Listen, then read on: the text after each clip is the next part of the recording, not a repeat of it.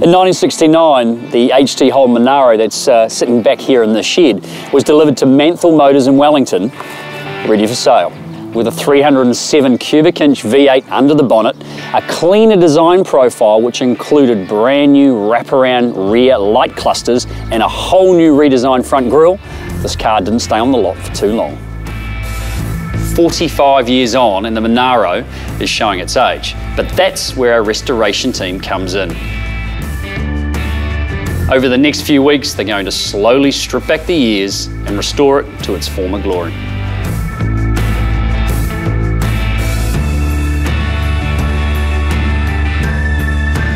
To remind us what our Monaro is going to look like once it's been restored, I've organised to catch up with a bloke named Ian, who apparently has one of the tidiest 69 Monaros in New Zealand.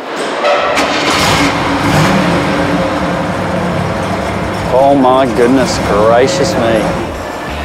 Look at that.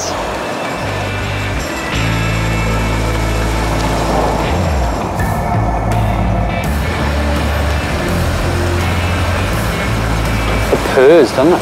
Just purrs.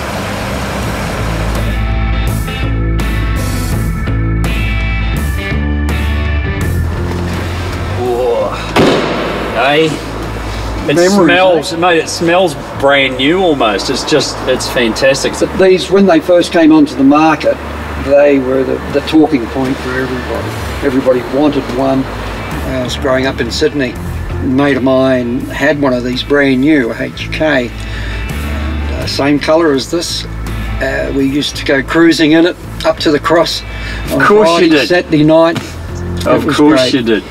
But my love affair, if you like, with Holdens and the Monaro started then and has continued ever since, really. So I do enjoy driving it. It gives me extreme pleasure hopping behind the wheel.